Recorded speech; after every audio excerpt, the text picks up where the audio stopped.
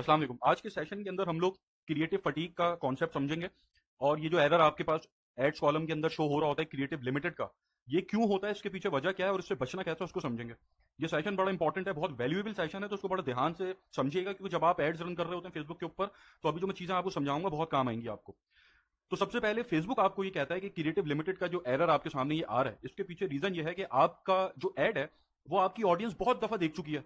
बहुत दफा देखने की वजह से आपकी ऑडियंस उस एड के ऊपर उस तरह रिस्पॉन्ड नहीं कर रही कि जिस तरह करना चाहिए उसको। इस वजह से आप अपना क्रिएटिव चेंज करें या फिर कुछ केसेस के अंदर आप अपनी ऑडियंस को एक्सपेंड करें। अब ये एरर आपके पास, जैसे ये अभी जो कैंपेन आपके सामने है, ये है रीटारगेटिंग की कैंपेन। चले उसके अंदर तो ऑडियंस वैसे ही बहुत नैरो है, बहुत छोटा ऑडियंस साइज है, लेकिन ये एरर आपको जब आप ब्रॉड ऑडियंस के ऊपर काम कर रहे होते हैं उस वक्त भी आ जाता है, आप इंटरेस्ट टारगेटिंग कर रहे होते हैं उस वक्त भी आ जाता है। तो उसके पीछे का कॉन्सेप्ट क्या है इसको समझ लें। ठीक है, फेसबुक आपसे कह रही है कि आपका जो सेम ऑडियंस है आपकी वो बार बार ये ऐड देख के तंग आ गई है, वो इसके ऊपर उस तरीके से रिस्पॉन्ड नहीं कर रही। ठीक है ये बात, लेकिन इसके पीछे का कॉन्सेप्ट क्या है वो समझ लें, ये बड़ी इंपॉर्टेंट चीज है। होता यह है कि जब जो फेसबुक का सिस्टम है उसको अपने यूजर्स का पता है। अब जब आप ऐड चला रहे होते हैं या फॉर एग्जाम्पल कोई भी चीज आप सीख रहे होते हैं तो वक्त के हिसाब से आप सीखते चले जाते हैं कि हाँ यार इसके अंदर ये चीज ये है, ये चीज ये है। जैसे जैसे टाइम आपका बढ़ता है वैसे वैसे आप और सीखते जाते हो उस चीज के ऊपर। वैसे ही फेसबुक एड्स जो है, जो इसके एल्गोरिथम्स हैं, वो टाइम के हिसाब से अपने आप को एडवांस कर रहे हैं, मुसलसल एडवांस कर रहे हैं, अपने अंदर चेंजेस लेकर आते रहते हैं। ठीक है, मुसलसल लर्निंग फेज के अंदर रहते हैं। जो एल्गोरिथम्स है फेसबुक के, वो ये एनालिसिस करने की कोशिश कर रहे होते हैं कि जो एड एक यूजर चला रहा है उससे किस तरीके से ज्यादा बेनिफिट पहुंचाना है उस एडवर्टाइजर को। अब होता यह है कि फेसबुक का जो सिस्टम है उसने ये एनालिसिस किया हुआ है कि ये फेसबुक के ऊपर बहुत सारे यूजर्स हैं। ठीक है, ये सारे फेसबुक यूजर्स हैं। अब हर यूजर को इंडिविजुअली फेसबुक के पास ये डाटा मौजूद है कि कौन सा यूजर कितनी दफा एक ऐड देखकर कन्वर्ट होता है। फॉर एग्जाम्पल ये यूजर 1 है, ये यूजर 2 है, ये यूजर 3 है, ये यूजर 4 है। अब फेसबुक के सिस्टम को ये पता है, उसने ये लर्न कर लिया है कि यार ये यूजर 1 जो है इसके सामने 3 दफा ऐड जाता है तो ये ऐसा बिहेव करता है, फॉर एग्जाम्पल ये परचेज कर लेता है। यूजर 2 जो है इसके सामने 5 दफा ऐड जाए तब ये जाकर सिर्फ एड टू कार्ड करता है। ठीक है, यूजर 4 के सामने पहली दफा ऐड जाए तो जाकर एड टू कार्ड कर लेता है फौरन से। तो ये डाटा फेसबुक ने टाइम के हिसाब से रीड किया हुआ है कि उसके यूजर का ऐड देखने के बाद क्या बिहेवियर है। अब होता क्या है, अब यहां पर मैं आपको एक चीज समझाता हूं। ये कॉन्सेप्ट के अंदर जो सेकंड पॉइंट है, मैं आता हूं अभी फर्स्ट के ऊपर। जो उसका सेकंड पॉइंट है वो है कि सिस्टम कन्वर्जेंस एंड फ्रीक्वेंसी। मतलब कि ये जो बिहेवियर फेसबुक ने रीड किया हुआ है, फेसबुक को पता है कि कौन सा यूजर कितनी दफा ऐड देखकर किस तरह बिहेव कर रहा है। अब ये जो क्रिएटिव फटीग होती है, ये यहां पर जो आपको ये एरर नजर आ रहा है, ये एरर किस वजह से नजर आ रहा है कि फेसबुक ने, इसको मैं साफ कर देता हूं एक दफा, कि फेसबुक के पास ये जो यूजर्स थे, आपने एक ऑडियंस सेलेक्ट की एक्स वाई जी, कोई भी, आपने इंटरेस्ट टारगेटिंग की, आपने ब्रॉड टारगेटिंग की और आपकी एक ऑडियंस का साइज आपके सामने आ गया। ठीक है, ये आपकी ऑडियंस का एक साइज है, इसको बड़े ध्यान से समझिएगा। अब आपने ऐड चला दिया, अब फेसबुक ने आपका ऐड इन लोगों तक लेके जाना है। फॉर एग्जांपल आपकी ऑडियंस के अंदर 60 लाख लोग हैं, 60 लाख लोगों तक आपका ऐड जो है, जो ऑडियंस साइज है आपका 60 लाख लोग हैं। अब फेसबुक ने उन 60 लाख लोगों को टारगेट करना है आपके ऐड से। अब फेसबुक जो टारगेटिंग कर रहा होता है वो ग्रुप वाइज करता है, ये ग्रुप है, ये ग्रुप है।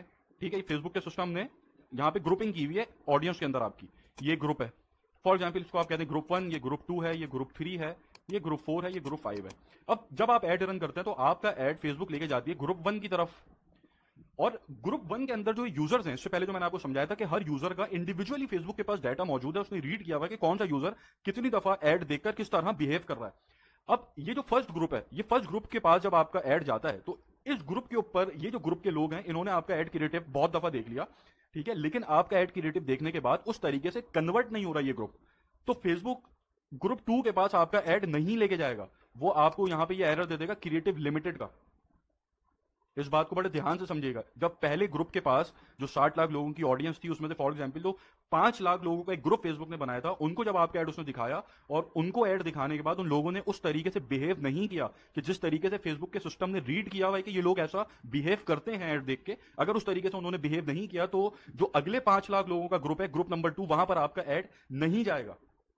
फेसबुक आपको एरर दे देगा कि भाई आप यहां पर ये आपका जो क्रिएटिव है आप अपना नया क्रिएटिव ऐड करें या फिर अपनी ऑडियंस को एक्सपेंड करें। क्यों? क्योंकि हालांकि ऑडियंस यहां पे फेसबुक के पास और ग्रुप्स मौजूद हैं, लेकिन फेसबुक ये नहीं चाहता। फेसबुक का जो अल्टीमेट गोल है वो ये है कि आपको ज्यादा से ज्यादा सेल्स ला के देनी है कम से कम प्राइस के अंदर।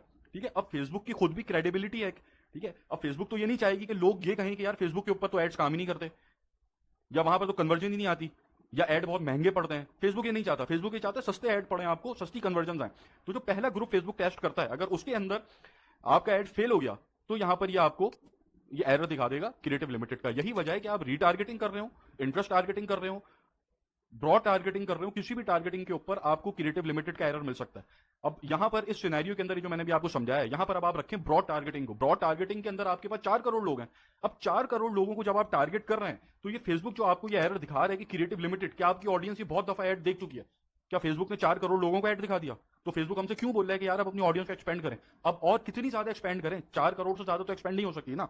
हमने तो 4 करोड़ लोगों को टारगेट किया हुआ, ब्रॉड टारगेटिंग कर रहे हैं हम, तो इससे ज्यादा कैसे एक्सपेंड करें? ठीक है, तो ये वाली जो वजह है उसके पीछे ये लॉजिक है जो मैंने आपको बताया कि ग्रुप के ऊपर एक छोटा ग्रुप फेसबुक उठाती है, उनको टारगेट करना शुरू करती है, उनकी बेसिस के ऊपर ऑडियंस का साइज एक्सपेंड खुद करती है फेसबुक। अब अगर यहां पर आपका क्रिएटिव बड़ा अच्छा परफॉर्म कर रहा है ग्रुप 1 के ऊपर, ठीक है, तो यहां पर ये आपके पास अच्छी जब सेल्स आना शुरू होती है तो फिर ग्रुप 2 को ग्रुप 1 के साथ मिलाना शुरू करती है फेसबुक।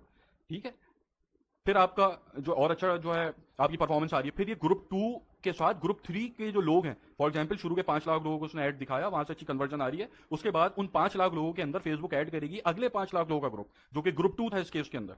ठीक है, उसके बाद ऐड करेगी अगले 3 लाख लोग, सॉरी अगला ग्रुप 3 जिसके अंदर अगले 5 लाख लोग हैं। तो ये जो एडिशन चल रहा होता है ग्रुप का कि 1 से 2 पे जाएगा, 2 से 3 पे जाएगा, ये चल रहा होता है कि ग्रुप, एक इंडिविजुअल ग्रुप के अंदर क्या फेसबुक को रिस्पांस मिल रहा है। तो अगर पहले ही ग्रुप के ऊपर यहां पर फेसबुक ने आपको रिस्पांस नहीं दिया, अच्छा, तो फिर ये आपको एरर बता देता है कि आप अपना क्रिएटिव लिमिटेड का आपका मसला है, आप दूसरा क्रिएटिव ऐड करें। ठीक है, अब यहां पर सबसे पहली चीज जो आपने करनी है कि पैनिक नहीं होना। अगर ये एरर आपके सामने आ जाए तो जरूरी नहीं है आपकी सेल्स गिर जाएंगी, आपने इंतजार करना और ऑब्जर्व करना है कि होता क्या है। कि अभी आपके पास जो परचेज की कॉस्ट पड़ रही है आपको, आपने 1 दिन 2 दिन इसको देना है, इसको कुछ इसके अंदर अभी नहीं करना, चेक करना है कि अगले 1-2 दिन के अंदर आपको क्या परचेज की कॉस्ट पड़ रही है। होता यह है कि एरर आपके सामने ऐसा ही रहता है, लेकिन आपकी परचेजेस वैसे ही आ रही होती जैसे आपके पास पहले आ रही थी। ठीक है, तो अगर ऐसी परचेजेस आपके पास आ रही हैं जैसे पहले आ रही थी तो उसको छेड़ने की कोई जरूरत नहीं है।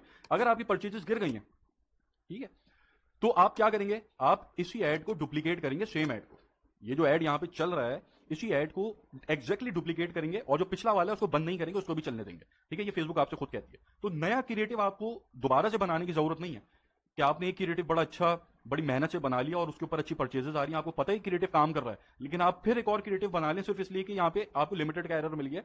तो आपने नया क्रिएटिव नहीं बनाना, उसी सेम क्रिएटिव को आप डुप्लीकेट कर लें और दोनों क्रिएटिव को आप चलने दें।